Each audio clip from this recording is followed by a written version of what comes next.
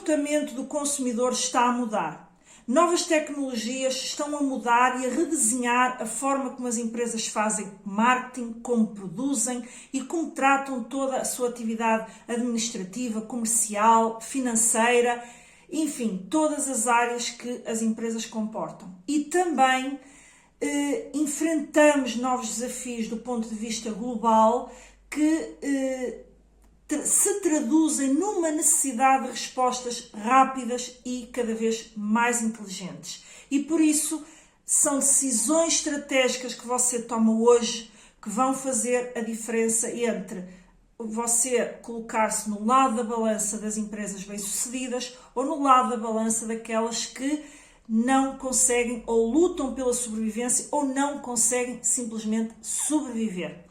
Neste episódio nós vamos continuar a revelar as tendências que vão marcar 2025, que vão sofrer momentos de aceleração e dinâmicas de aceleração já em 2025. Na verdade, algumas delas já iniciaram também esses movimentos de aceleração em 2024 e está em causa a competitividade da sua empresa. Portanto, não perca este último episódio onde nós vamos falar das tendências que vão marcar 2025.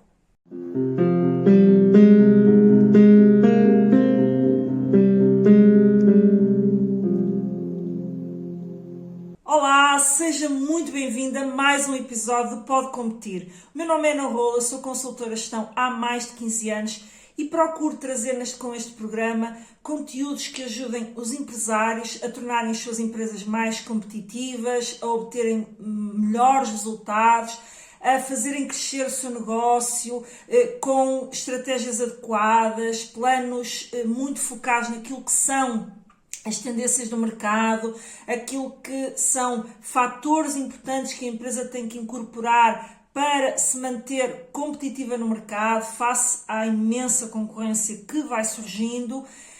E neste episódio eu vou exatamente falar desta parte das movimentações, das tendências, do alinhamento. Na verdade, este episódio é já a parte 3, portanto, onde eu falo sobre tendências que vão marcar 2025.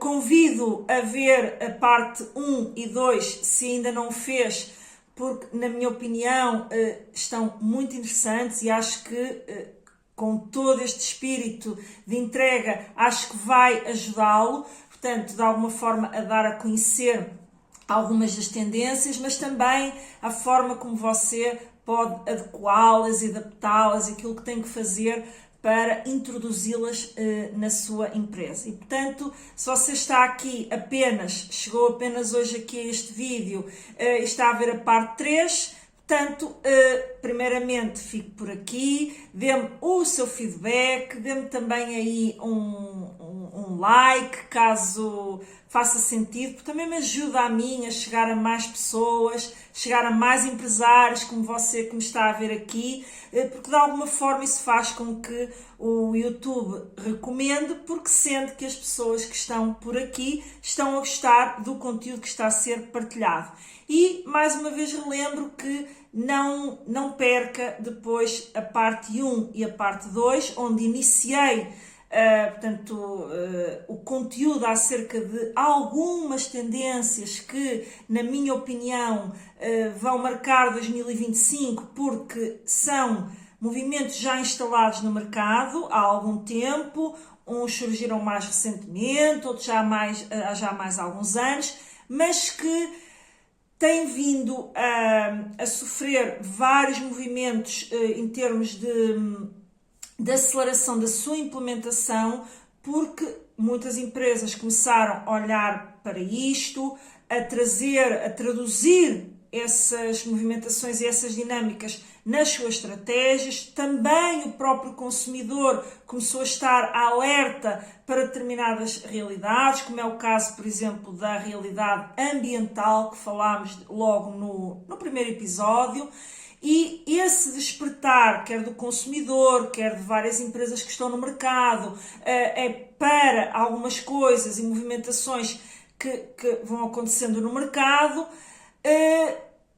traz inovação E através da inovação há também novas dinâmicas que vão surgindo, porque a inovação hoje tem uma velocidade muito mais acelerada do que tinha se calhar há 10 anos ou há 20 anos, então nem se fala, ou seja, hoje é tudo muito instantâneo, parece que está tudo muito acessível a qualquer momento e, portanto, há também uma maior capacidade a nível de investigação e desenvolvimento, há uma maior capacidade hoje até de estudar o mercado, estudar o cliente e, portanto, toda essa velocidade vai se refletir também em inovação, em novas práticas, em novos produtos, novos serviços que vão surgindo no mercado e tudo isso é cada vez mais acelerado.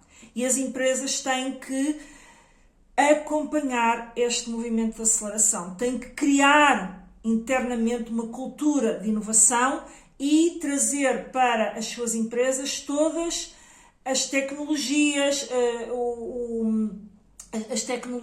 as práticas, a implementação de novas dinâmicas em termos de marketing, de conhecimento do cliente, da forma como lidam com o cliente, da forma como vendem, portanto, implica a alteração muitas vezes de vários processos que uma empresa tem desde que existe até ao movimento que tem que fazer para conseguir vender, para conseguir produzir, para conseguir colocar os seus produtos no mercado, para ser financeiramente sustentável e ter uma tesouraria saudável que lhe permita cumprir com todas as suas obrigações e trazer prosperidade ao empresário, prosperidade financeira e também aos funcionários portanto, que trabalham nessa organização. E isto tudo se tornou muito mais exigente. Hoje é muito mais exigente fazer com que uma empresa seja financeiramente rentável, tornou-se muito mais exigente fazer com que a oferta da empresa seja competitiva e seja apetecível e seja desejada pelos consumidores, tornou-se muito mais exigente até trabalhar a dinâmica dos preços, dos custos, porque há sempre quem esteja a fazer, há sempre quem surja com a tal novidade que faz com que a nossa solução deixe de ser atrativa. E isto coloca inúmeras exigências hoje na dinâmica empresarial. E tomar conhecimento destas tendências, que a cada ano elas não são necessariamente novas. Portanto, às vezes há aquela ideia de que quando se vem apresentar tendências, elas são disruptivas. Algumas sim, outras nem por isso. Eu não vejo que 2025, pelo menos por enquanto, vá surgir uma disrupção. Mas lá está, as disrupções normalmente também não são anunciadas. Por isso mesmo é que são inovações disruptivas, porque ninguém as estava a ver no mercado e de repente surge uma solução, como quando surgiu o ChatGPT. Mas elas, mesmo quando essas disrupções surgem, elas já vêm fruto de um trabalho continuado numa determinada área, no caso do ChatGPT, na área da inteligência artificial, que já existia, que já se vinha implementando nas empresas, com uma dinâmica mais lenta, até que ela se torna um motor decisivo de desenvolvimento das empresas. Bom, mas feito todo este preâmbulo, alertando para a existência dos outros episódios, vamos aqui hoje fechar, portanto, com chave de ouro, eu diria, porque vamos aqui passar por várias tendências muito relevantes que obviamente não explorámos nos anteriores episódios, não é? Porque senão seria uma repetição. Não, tudo o que vamos trazer para aqui é novo face aos episódios anteriores e que vão, se implementadas, eu digo sempre isto, se implementadas, podem fazer uma grande diferença na sua empresa, no seu negócio, ainda neste ano de 2025 e, obviamente, também como manutenção e garantindo o sucesso vindouro e dos outros anos, desde que você se mantenha sempre alerta para a necessidade de estar constantemente atento ao mercado, atento às tendências e a trazer inovação para a sua empresa. E, portanto, vamos já partir para quais são as tendências que vamos abordar hoje e começamos aqui por uma dinâmica em torno de transformações tecnológicas que se têm vindo ao longo já da última década, tem-se vindo a consolidar nas empresas, designadamente com movimentos trazidos pela indústria 4.0, que é exatamente a transformação digital e a automatização de processos internos nas empresas, que é uma dinâmica que já está. Muitas empresas já investiram muito dinheiro nesta dinâmica da automatização, mas muitas outras continuam, provavelmente ainda que, eu quero deixar aqui uma nota, ainda que possam ter implementado uma prática ou outra em termos de automatização, quer seja porque introduziram softwares, quer seja porque introduziram alguns equipamentos que tornam o seu processo produtivo mais automatizado, menos dependente, portanto, da mão de obra manual, digamos assim, ainda assim, elas poderão não estar no patamar que realmente faria com que elas tivessem um diferencial competitivo. Porquê? Porque nós caminhamos neste processo todo de automatização de processos, quer sejam processos da área produtiva, quer sejam da área administrativa, comercial, portanto, de toda a organização, da gestão, portanto, tudo que seja processos internos da sua empresa. Em que em todos eles é possível automatizar várias tarefas, várias dinâmicas dentro de cada um destes processos. E é disso que nós estamos aqui a falar, é de uma forma transversal a toda a empresa, que foi trazido, obviamente, por tecnologia que foi sendo criada e que tem sido criada e que continuará a ser criada. E vão continuar a surgir todos os dias novas ferramentas, todos os dias novos equipamentos, porque nós estamos a passar já de um processo da tal automatização via equipamentos, via incorporação de tecnologias e softwares. Peço desculpa, estou com um bocadinho de tosse. Vou ver se consigo fazer todo o episódio sem tossir muito, que estou com um bocadinho de tosse, mas continuando.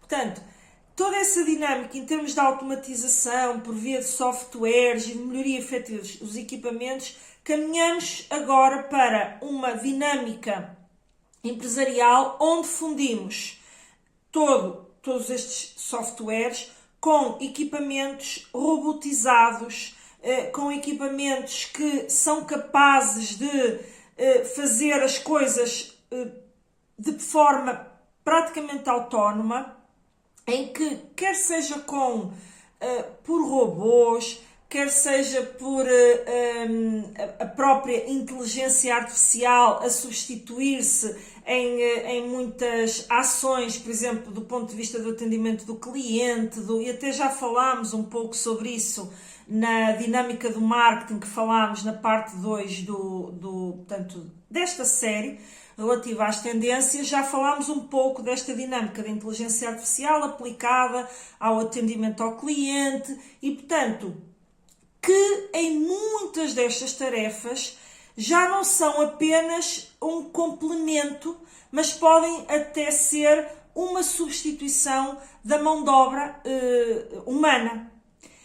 Isto, numa primeira análise, pode, obviamente, assustar empresas e também colaboradores que têm essas funções. Mas a verdade é que as empresas que simplesmente ignorarem que isto está a acontecer, obviamente tem que avaliar em função do setor em que você se enquadra, o seu posicionamento, mas a verdade é qual? Vai haver empresas dentro do seu setor que vão trazer estas novidades para o seu interior, que vão incorporar estas novidades de maior automatização dos processos. E você poderá ficar naquele posicionamento da negação de que isso existe, e com isso provavelmente ver os seus concorrentes a conseguir reduzir custos de forma muito substancial e você não conseguir acompanhar essa dinâmica. E de alguma forma, mas eu tenho preocupação com os meus recursos humanos. E certo, porque nós somos humanos e preocupamos, mas a verdade é que as empresas competem num determinado mercado e que, se deixarem de ser competitivas, deixam de existir. Ou seja, essa preocupação, quando não consubstanciada em estratégias que permitam minimizar esse impacto, vai acabar por fazer com que o fim da empresa, porque poderá vir a ser isso que acontece, acaba por ter um impacto muito maior nos colaboradores que ela aparentemente tentava proteger. E aqui nós vemos várias empresas que já fizeram substituições integrais de alguns colaboradores por máquinas, por robôs, pela inteligência artificial. E eu não sei se é isso que será a dinâmica e aquilo que se pode adaptar ao seu setor, mas essa realidade, para quem está no mercado concorrencial e que todos os dias tem que enfrentar a concorrência, você com certeza que sabe que a concorrência é o que é. E você pode fazer a sua parte, que é, primeiramente, deveria até tentar antecipar-se, não é? Porque quem se antecipa, quem vai na frente do jogo, lidera o jogo, não é? Mas, quando muito, você tem que acompanhar esses movimentos. E em relação aos colaboradores, há que perceber que o mercado vai forçar a que as pessoas façam novas formações, adquiram novas competências, tenham que desenvolver novas capacidades. Porquê? Porque vão acabar algumas funções. Foi quase como quando houve a Revolução Industrial. Muito trabalho era feito artesanalmente e passou a ser feito por máquinas. É um bocadinho a mesma dinâmica. Assusta numa primeira fase. Porquê? O que é que as pessoas vão fazer? Vão surgir novas funções. Vão surgir novas profissões. Novas competências que vão ter que ser desenvolvidas para depois lidar com esse processo automático.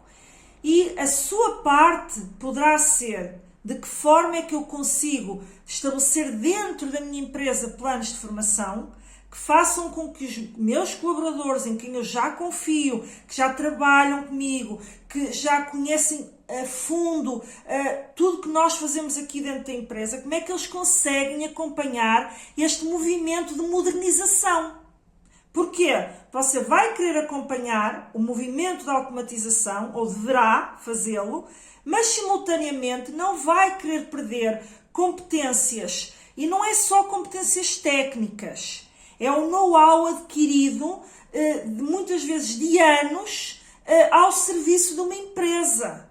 E esse know-how não se adquire com uma simples contratação no mercado de uma pessoa que nunca trabalhou no seu ecossistema.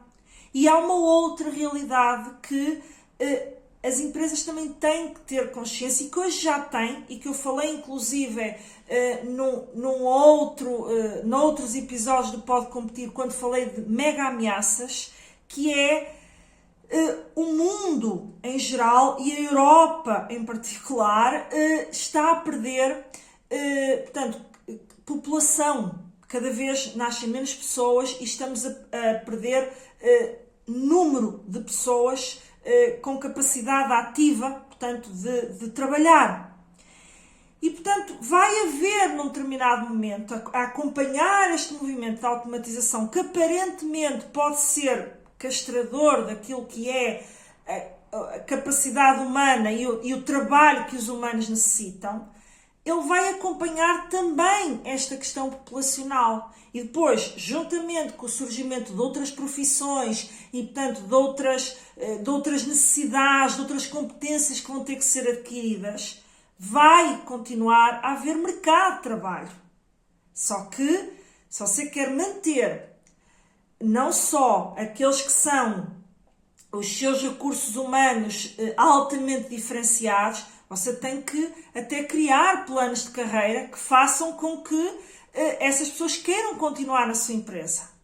Não só porque recebem mais, mas também porque se sentem confortáveis face àquilo que a sua empresa está a fazer no sentido da modernização, do acompanhamento do mercado e que tem potencial de crescimento e com isso também potenciam o crescimento das suas carreiras e de se manter no mercado competitivas e poder pagar mais e poder dar maiores remunerações e maiores regalias e eventualmente até ir para o modelo de trabalho que hoje já vem sendo também desenvolvido nas empresas, de trabalhar menos horas e isso não prejudicar os resultados das empresas, ou seja, que é juntar o ouro sobre azul, que é as empresas continuarem a ser prósperas, mas as pessoas também serem mais prósperas e terem maior qualidade de vida.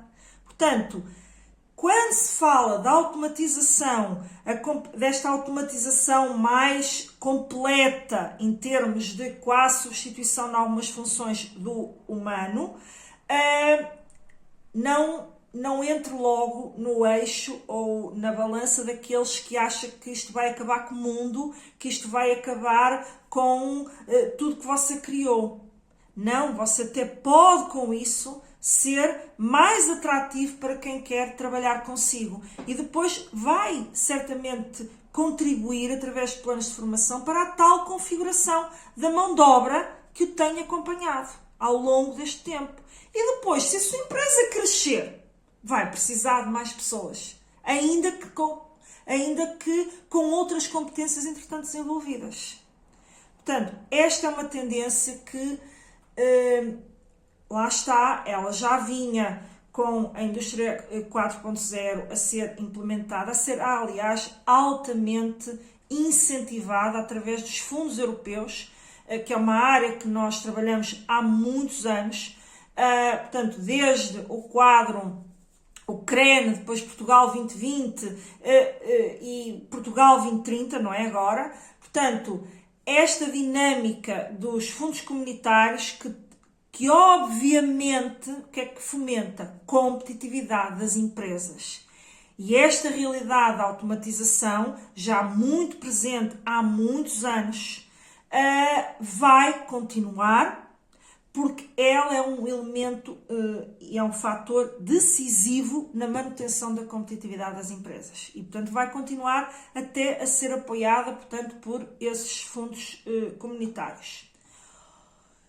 E, feita esta primeira grande tendência que eu acho que é muito importante você ter em consideração, dentro desta dinâmica das transformações tecnológicas e que já falámos também muito no outro episódio do marketing a propósito da inteligência artificial, surge uma outra necessidade a que as empresas não podem estar alheias.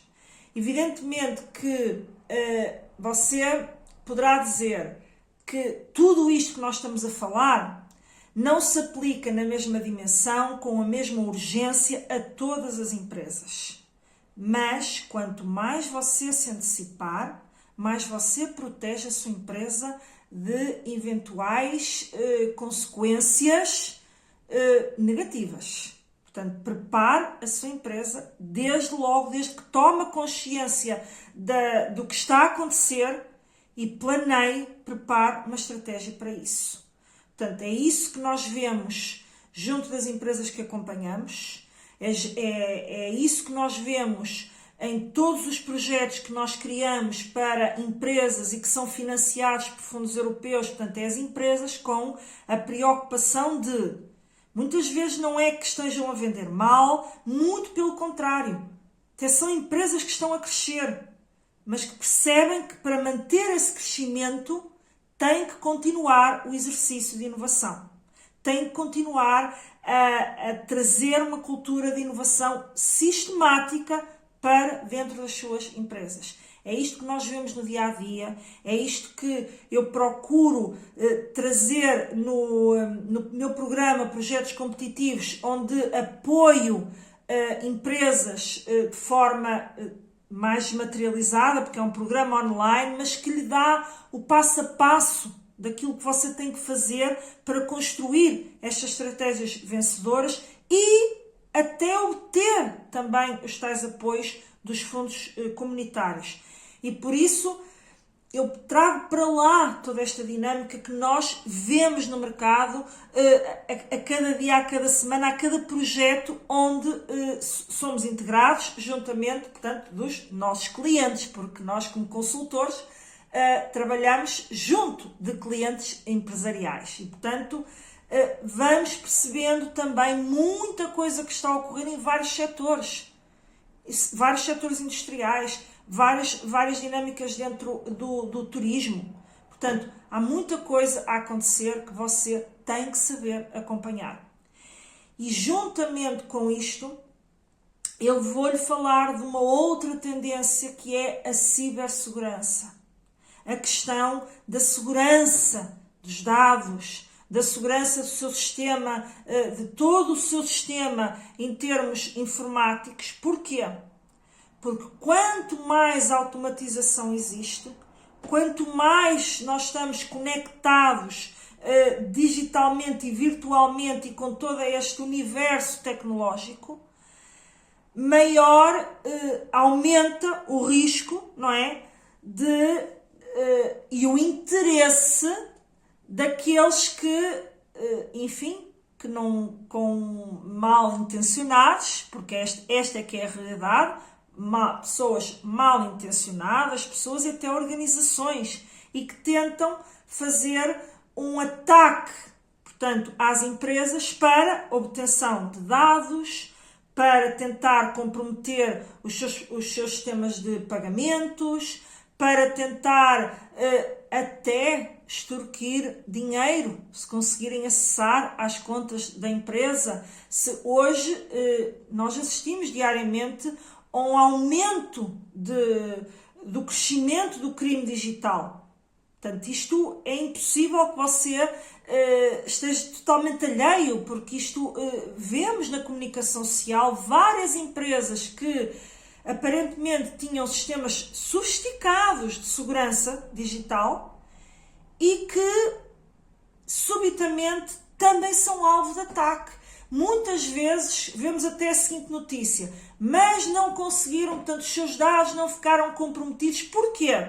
Porque o sistema era robusto e aguentou-se ao ataque. Não quer dizer que nenhuma empresa, elas não foram atacadas porque estavam inseguras. Não, elas foram atacadas porque se tornaram alvos apetecíveis disso. Pela sua dimensão, não é? Por tudo que representam caso os hackers conseguissem chegar à informação daquela empresa. No entanto, essas empresas, como tinham sistemas sofisticados, até conseguiram aguentar. Mas veja-se os ataques que foram feitos também, não sei se há um mês ou há 2 meses, não, em termos temporais não me recordo, mas que colocaram todos os aeroportos e quase que pararam os voos, não é, a nível internacional. Porquê? Foi um ataque. Não quer dizer que o sistema não aguente o ataque, mas este tipo de ataques tendencialmente está a crescer.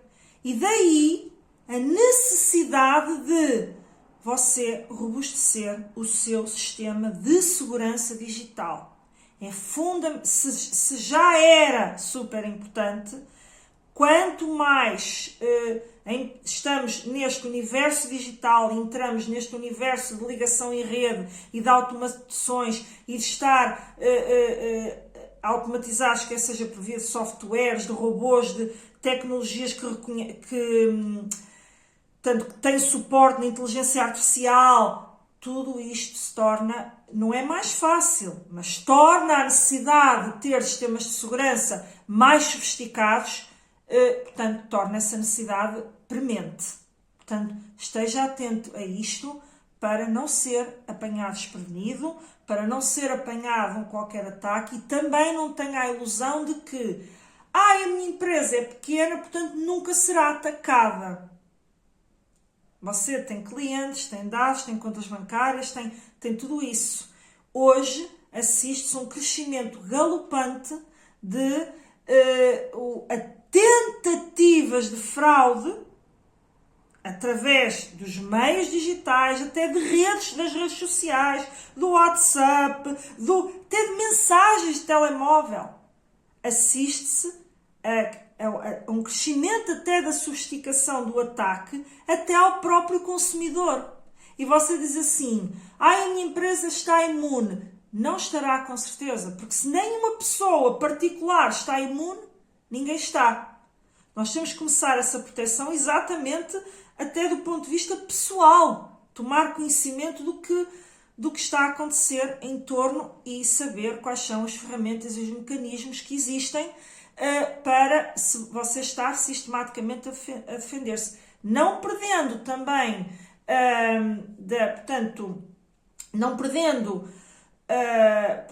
até a faltar a palavra, mas não perdendo a noção de que eu hoje tenho uma ferramenta super eficiente, ou um sistema.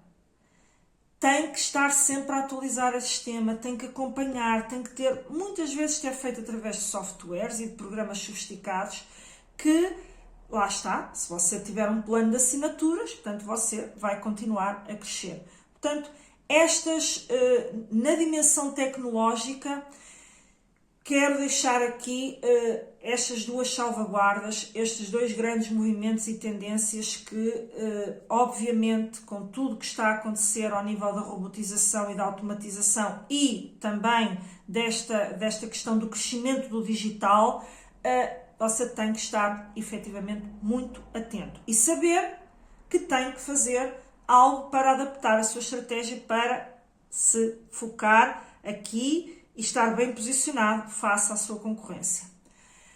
Outras grandes tendências que quero trazer, que vão também marcar 2025 e porquê? Por os tais movimentos aceleradores.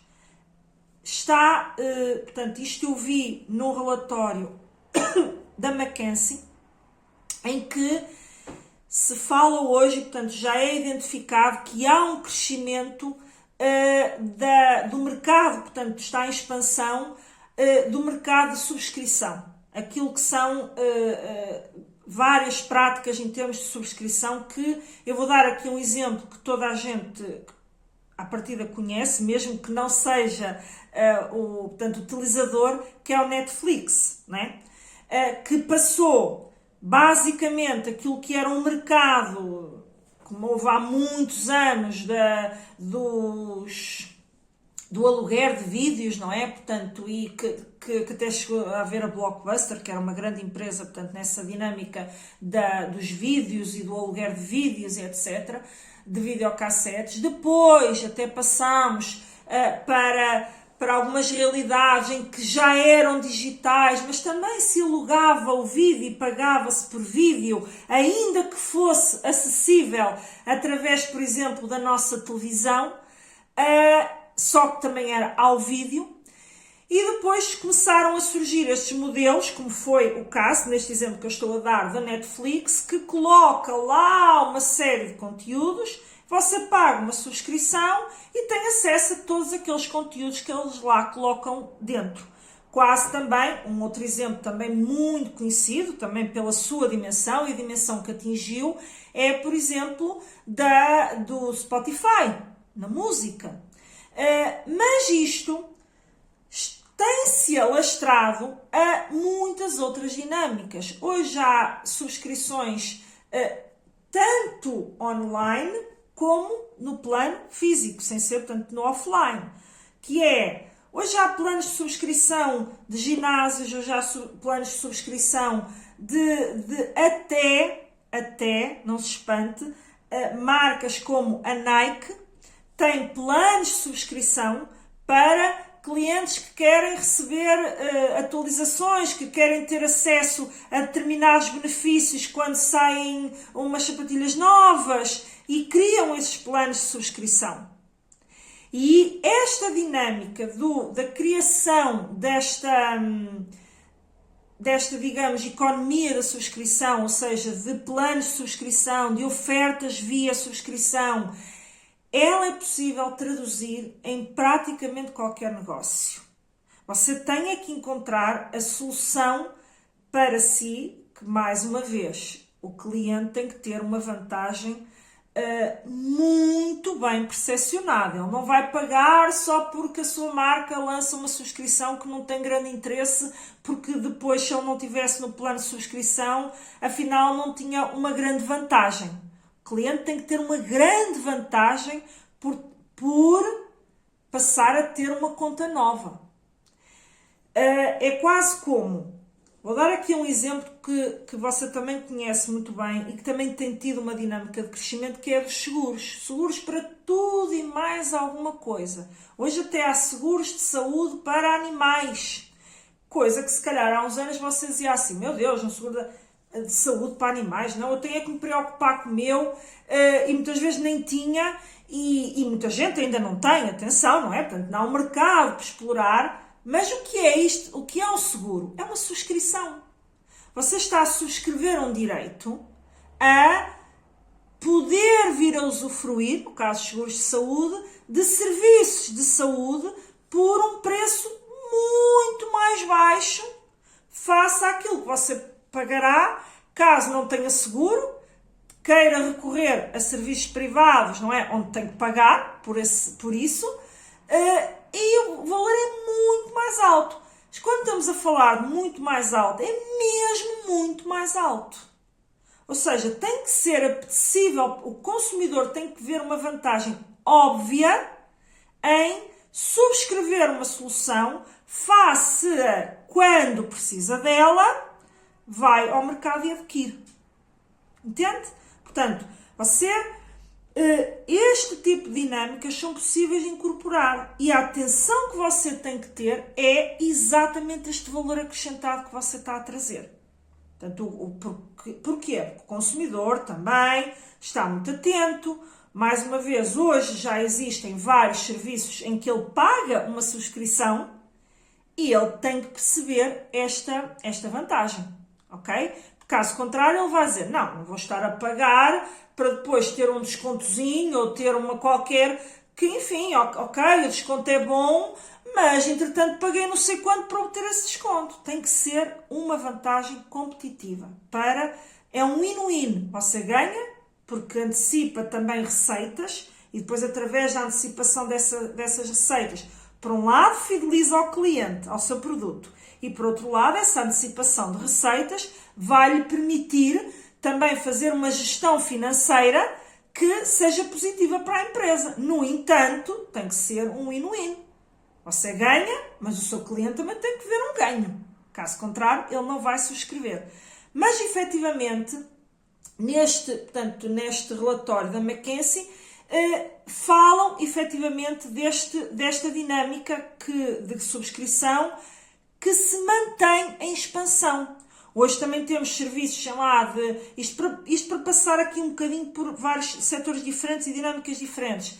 Temos também, por exemplo, na área alimentar, temos, portanto, dinâmicas de mais até já customizadas, já altamente nichadas, por exemplo, de eu forneço refeições saudáveis e eu tenho um plano de subscrição para que a pessoa receba todas as semanas ou um determinado conjunto de alimentos orgânicos ou um determinado conjunto de refeições já prontas, se for de refeições já prontas, em que o consumidor está no conforto do seu lar, recebe estes artigos, faz com que eventualmente não tenha que se deslocar ao supermercado, faz com que eventualmente não tenha que cozinhar e com isso possa utilizar o tempo que perdia a cozinhar numa outra coisa qualquer. Percebe que são dinâmicas que trazem valor àquilo que o consumidor, à vida da pessoa que vai usufruir desse serviço, e ao ter essa vantagem, provavelmente a pessoa ou a empresa, porque muitas vezes também estamos a falar, sempre, também falei isto no primeiro episódio, mas só para relembrar, pode ser para consumidor final, pode ser para consumidor empresa, ok? Portanto, depende daquilo que é o seu mercado. Mas é você ver e perceber que vantagem é que você pode traduzir numa subscrição, e isso faz com que a fidelização do seu cliente aumente muito. Mas nunca se esqueça que ele tem que ter uma vantagem muito, muito, muito óbvia para ele, certo? Outra coisa que tenho que falar aqui, e que já fiz vários episódios sobre esta dinâmica, que é a economia circular e a sustentabilidade ambiental. Tem vindo também a crescer, sobretudo aqui na Europa. Enfim, recentemente vimos o Trump a rasgar o tratado, o acordo, não é? Em relação às normas ambientais, que se permite caminhar para uma maior descarbonização ambiental, portanto, mas efetivamente eu tenho essa crença, e muitos especialistas também a têm, de que vai acabar por ser os Estados Unidos que fica sozinho, se for nesse caminho, do que propriamente o resto do mundo. Mas você que está aqui na Europa, e espero que não seja um negacionista desta realidade, há efetivas alterações ambientais e, portanto, tem havido um forte fomento, não só por fundos comunitários, a que as empresas façam uma transformação interna que visam a tal descarbonização, portanto, do meio ambiente e a adoção de práticas sustentáveis do ponto de vista ambiental, onde se encaixa esta realidade da economia circular, que é: há muito lixo produzido, muito lixo e muitas vezes de artigo que nunca foi usado. Isto acontece, uma das indústrias que é muito visada nesta realidade é, por exemplo, a indústria têxtil. E a pessoa diz assim: bom, porquê isto? Isto é altamente penalizador, porque não só porque polui, né? Porque depois é preciso tratar isso, porque entretanto consumiram matérias-primas e recursos naturais que são cada vez mais escassos. E estas alterações climáticas, enfim, aos negacionistas, mas têm um cada vez maior impacto quando surgem, com tempestades, com os terremotos. São movimentações normais que sempre houve no planeta. Sim, sempre houve no planeta movimentações do ponto de vista climático, sempre houve catástrofes ambientais, sempre houve. Só que elas não só estão a aumentar de frequência, como a gravidade com que elas surgem quando surgem. Portanto, não é que elas elas já existiam. Sim. Portanto, e é isso que faz com que os negacionistas às vezes também vendam um bocadinho isso, que nada disto, isto é tudo um chavão que os ambientalistas querem vender. A verdade é que elas sempre existiram, mas não nesta frequência, mas não com esta ferocidade que muitas vezes surge. E é devido a isso que tem havido muitas políticas de fomento a que as empresas façam esta transformação para uma economia mais circular e para a introdução de práticas ambientalmente sustentáveis.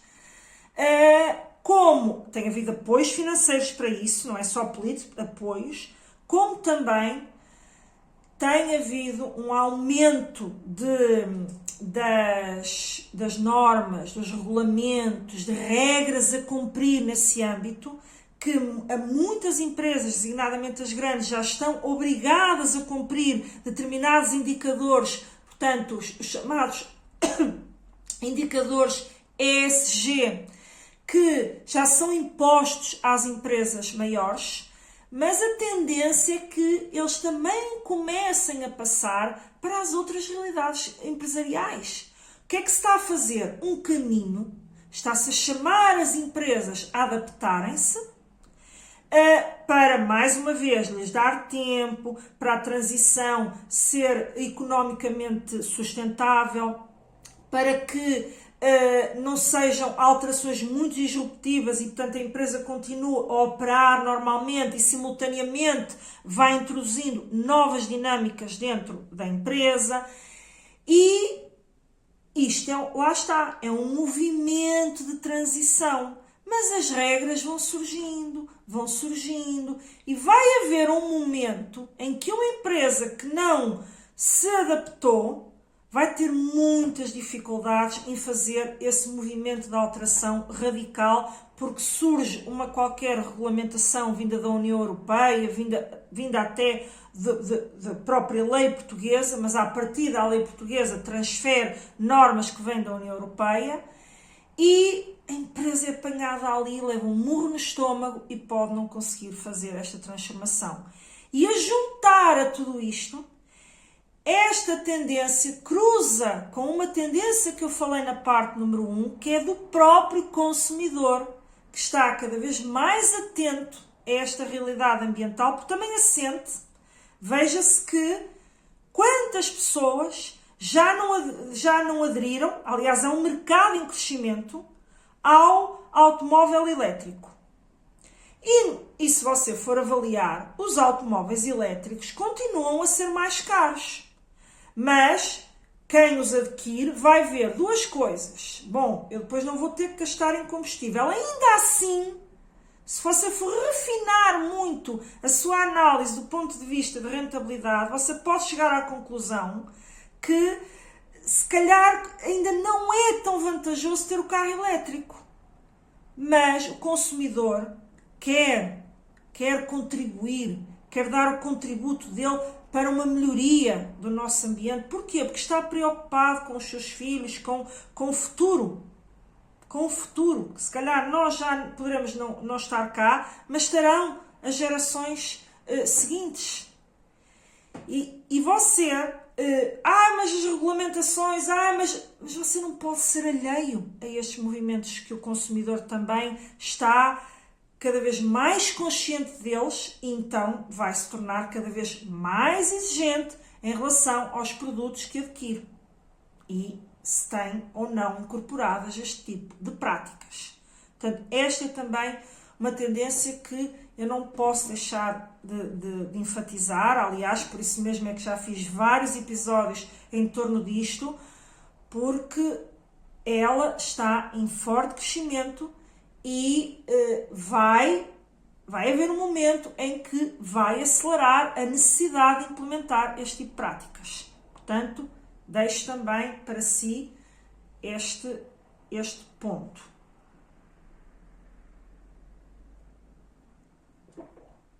Um outro ponto, eu vou falar deste e de mais um para finalizarmos, que é a questão de...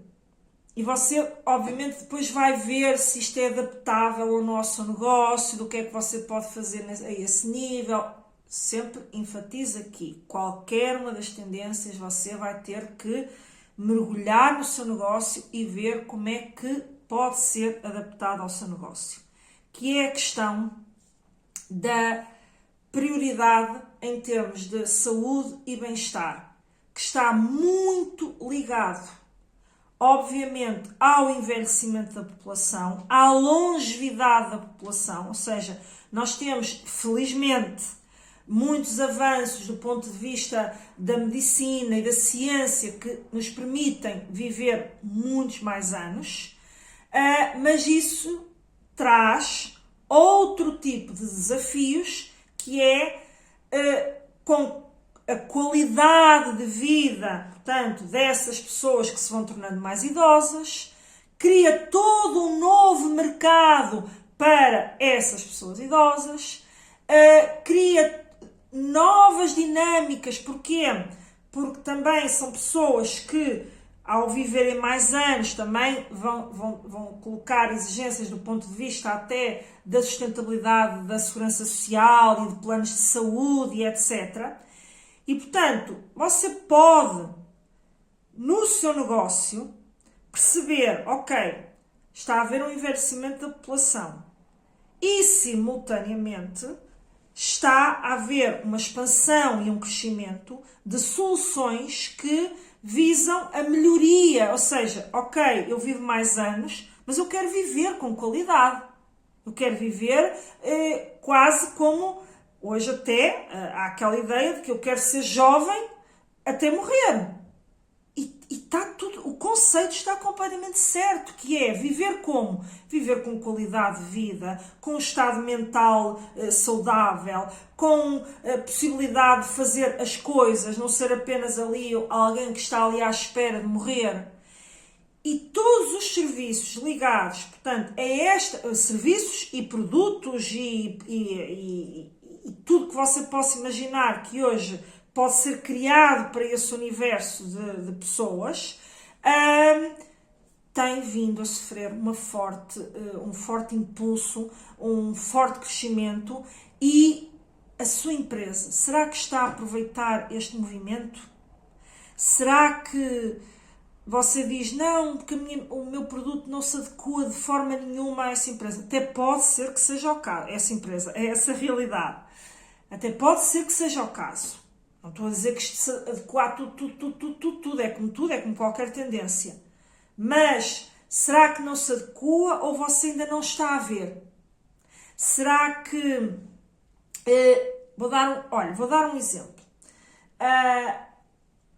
Uma empresa, por exemplo, que produz calçado normal, para o público em geral, adulto, portanto, focado, no calçado que nós tradicionalmente, diariamente, público adulto utiliza. E que está a ver este movimento. E que sabe até que, quer mulheres, quer homens, querem continuar a andar bem arranjados, bem apresentados, mas que as suas necessidades do ponto de vista de locomoção, de algumas patologias que podem ter por via de doenças que entretanto adquiriram, que podem dificultar não só a sua capacidade motora, mas também a própria forma que o calçado tem que ter para que seja confortável, sim, simultaneamente bonito, porque toda a gente gosta de andar bonita e arranjada e sentir-se bem. E você é uma empresa de calçado e nunca verdadeiramente olhou para este público. E será que você não poderia começar a trabalhar numa oferta em simultâneo para este público específico? Que sim, vai implicar, se você ainda não faz, você analisar, perceber as necessidades que essas pessoas têm, como é que você conseguiria aliar o design e a moda a esta realidade, também do conforto, Portanto, é olhar para como é que eu posso aproveitar a oportunidade que o mercado, obviamente, sinaliza por via de haver uma maior longevidade da população. E, simultaneamente, não é só, que também quero deixar aqui claro, que não é só para este público. Porquê? Porque também há um crescimento da cultura do bem-estar. Ou seja, que as pessoas querem viver, isto já se sente na dinâmica até do dia-a-dia e até da forma como o mercado de trabalho também está a sofrer algumas movimentações, em que as pessoas querem estar bem do ponto de vista mental, físico e obviamente, isso traz muitas oportunidades para as empresas. Porquê? Porque isto pode passar por nós hoje vemos um crescimento da atividade esportiva e com isso, bem, se está a crescer a atividade desportiva, crescem muitos outros setores, de roupa de desporto, de calçado de desporto, dos ginásios, de materiais para fazer desporto, até da criação, hoje nós vemos isto aqui até a nível de política pública, da criação das ecopistas, mas se crescem as ecopistas, também se calhar vai haver mais gente com vontade de começar a andar de bicicleta e se calhar isso vai aumentar o mercado das bicicletas. Portanto, é você perceber que não só a população mais idosa e que vai viver mais anos e que precisa de um conjunto de cuidados porque quer viver com qualidade, mas também a população mais jovem e adulta e ainda em plena atividade laboral, você percebe que está a haver esta crescente preocupação com o bem-estar. E, portanto, são pessoas que pagam, que adquirem produtos, que adquirem serviços, que já têm capacidade financeira para tomar decisões e que se preocupam com o seu bem-estar, se preocupam com a sua saúde física, emocional e querem, obviamente, comprar produtos, comprar serviços que atendam a essa sua necessidade, a esse seu novo estilo de vida. Portanto, esta é uma tendência também em crescimento e eu diria que traz muitas oportunidades para muitas empresas, até porque está a haver muita investigação na área da geriatria, da evolução das pessoas e desta longevidade, continua a haver, e você pode ter aí também um papel importante que pode trazer muita competitividade à sua empresa. E outra realidade que quero também deixar aqui como último ponto é a questão do trabalho híbrido e da utilização de tecnologias para suportar, portanto, estes modelos de trabalho flexíveis. Essa era uma dinâmica que estava um pouco adormecida antes da pandemia.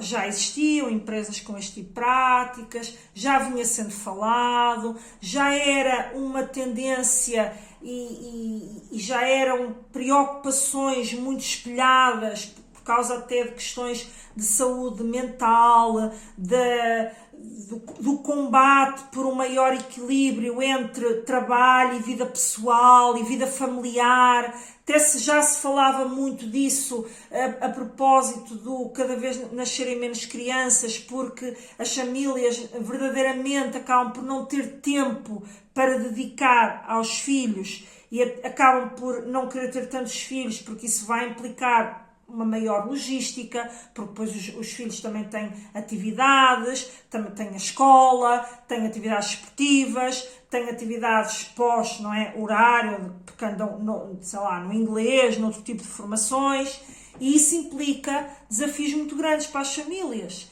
E ainda que possam dizer que o motivo é financeiro, nem sempre é financeiro. Nem sempre é financeiro.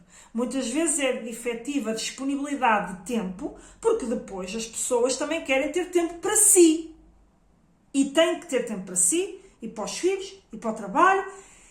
E isto já era muito falado, já eram questões discutidas, já se falava de várias soluções, mas as empresas eram muito céticas em relação a dar esta flexibilidade, a flexibilidade horária, a flexibilidade até de trabalharem a partir de casa, porque há vários tipos de flexibilidade que podem ser dadas ao trabalhador, desde flexibilidade horária, trabalharem menos horas, não perdendo salário, desde que elas garantam que conseguem cumprir um conjunto de objetivos, ou seja, gestão das pessoas por objetivos e não vinculadas a um horário de trabalho em que muitas vezes essas pessoas não são assim tão produtivas e, portanto, começar a mudar a configuração da própria gestão dos recursos humanos para enquadrar esta flexibilidade. Mas ela estava ainda assim adormecida por causa do tal ceticismo e do receio de que as pessoas não fossem cumprir com as suas obrigações. E surge a pandemia. e quase que a pandemia, apesar de ter sido obviamente uma coisa negativa, em tudo que surge de negativo no mundo e na vida, há sempre algo positivo que se consegue extrair de lá. E uma das coisas que se conseguiu, na minha opinião, positiva de extrair, foi o despertar, mas um despertar a sério, para que era possível, portanto, as pessoas serem produtivas, até mais produtivas, se pudessem compartilhar esta flexibilidade de poder, o trabalho híbrido, não é? Ora trabalho em casa, ora trabalho na empresa, não significa que a pessoa nunca mais vá à empresa na vida. Também pode, se for o caso, se for ajustável. Mas este trabalho híbrido trouxe clareza aos empresários que não era assim tão impossível e que as pessoas não eram assim tão irresponsáveis de que não fossem cumprir as suas obrigações. E mais, trouxe também o conhecimento de que em muitos casos até se tornaram mais produtivas. Porquê? Porque se uma pessoa está mais feliz, tem mais qualidade de vida, consegue tornar tudo mais facilitado na sua vida, ao estar melhor mentalmente, também está melhor do ponto de vista daquilo que é a sua entrega física ao trabalho. E isto aconteceu, pese embora agora esteja-se a assistir a alguns movimentos contrários, ou seja, que as empresas estão a pedir aos trabalhadores para regressarem às empresas. Porquê? Porque, por um lado, por vezes podem ter sentido que houve uma quebra de produtividade. Por outro lado, muitas alegam que se perdeu alguma interação entre as pessoas que era importante para questões de inovação, de criatividade, de partilha de conhecimentos, e que a empresa perdeu valor com isso. E, portanto, está a necessitar de chamar os colaboradores para haver essa interação. A questão é,